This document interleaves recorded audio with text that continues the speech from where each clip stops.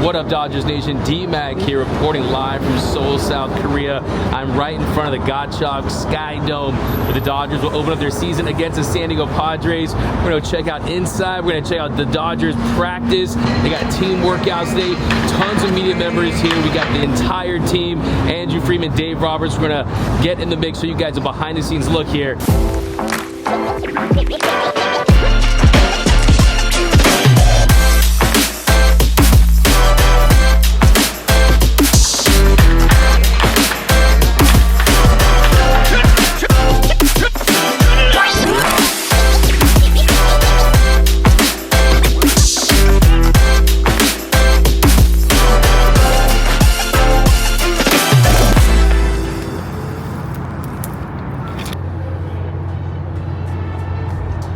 ABC7.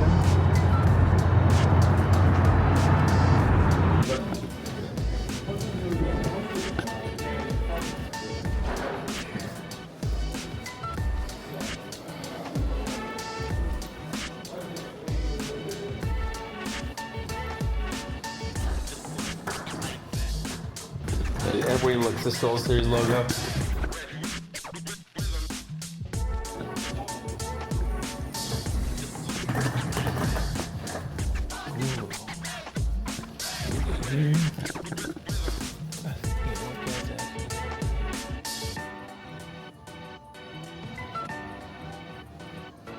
Here's the booth.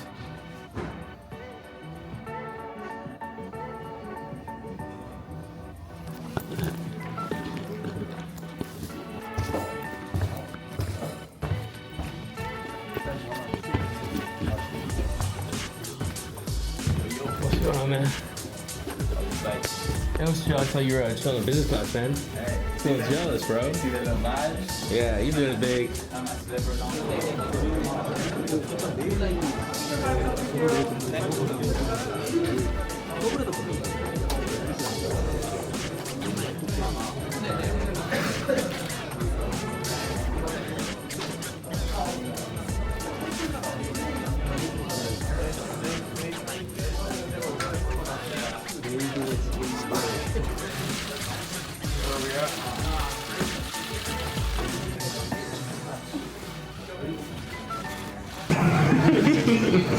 First row on your left, guys. Dave said recently that people have told him that this is the happiest they've seen you entering a season. Would you say that this is the happiest you've been entering a season in your big league career? どうですか、まあ、その特殊な開幕なので、韓国でやるっていうのも特殊ですし、まあ、新しいチームで、またスタートするっていうのも初めてなので、まあ、楽しみの度合いというまた違うようなこう楽しみがあるんじゃないかなと思います。There are a lot of different circumstances. I'm on a new team, and we're opening up in Korea, which is something irregular. So in that sense, I'm excited and looking forward to it. All right, let's check out the field here at the Sky Dome. Now, this is not the biggest ballpark on the planet. The capacity sits at 16,744 for baseball games. To get up to 25,000 for concerts, but it gets extremely loud in here. They say that 16,000 KBO fans sound like 70,000 MLB fans. It's electric in here during a baseball game, and because of the lower capacity, ticket prices are sky high for the Dodgers versus Padres Seoul opening series. Right now, the get-in price is around $3,000. These are World Series level prices just to see the opening series next week. Yeah, the boys taking hacks right now.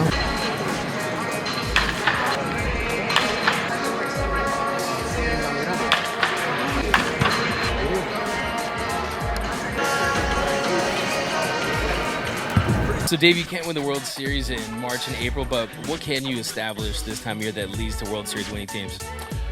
I think the teams that seem to be in it every year, there is a bond that I think that is created that withstands ups and downs. And so I think that, like I said earlier, I think that us being able to take this trip together, allows for Teoscar to get more assimilated, Tyler to get more assimilated,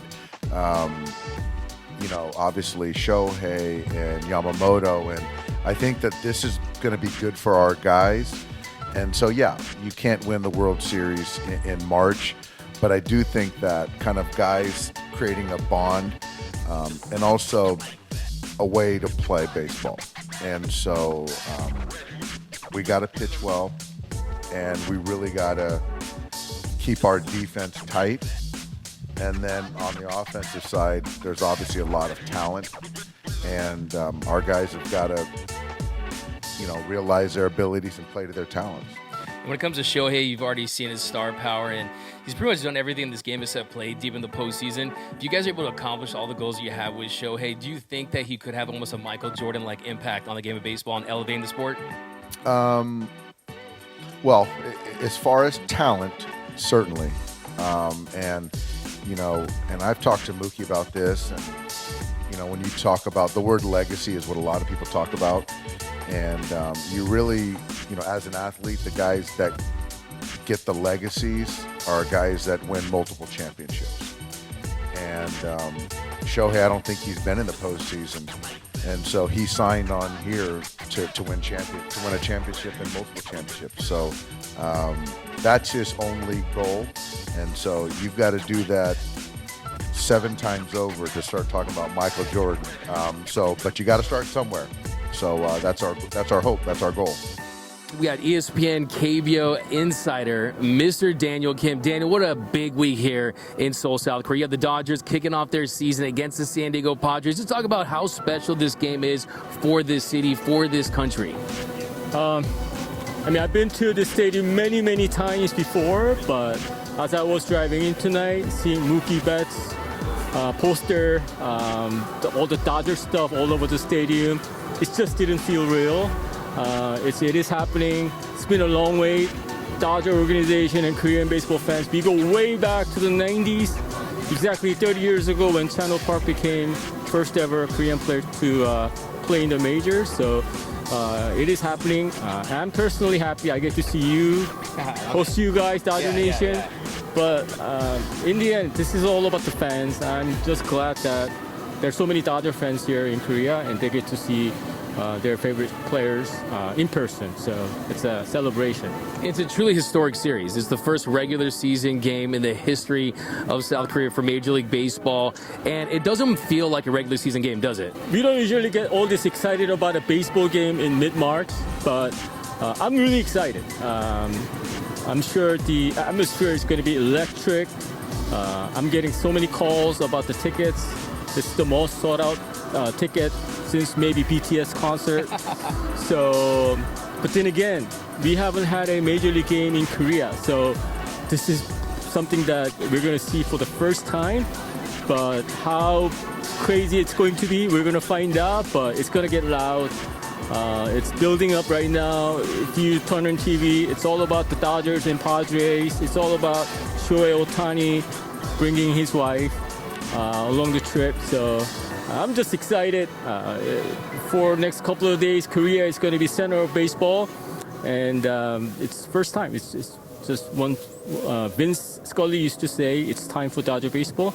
It's time for Dodger baseball from Korea." That's really cool to say. Culturally, the sport of baseball, it's just so important here. The fans, they go crazy, they love it. It's in their blood, it's a part of their DNA. But for people that just never been here, never been to one of these games, just describe the fanaticism that fans have with baseball here in Korea. A lot of the American players that have played in the KBO would say that it's like a rock concert. It's almost like maybe college football, basketball, UNC versus Duke. Some of the, how like these college NCAA football crowds are really into it. So it's more like a basketball, football type of a fan reaction. Back in the States, we kind of sit around, we kind of wait for things to happen. But in Korea, when they watch baseball, they don't wait for anything to happen. They just expect something to happen.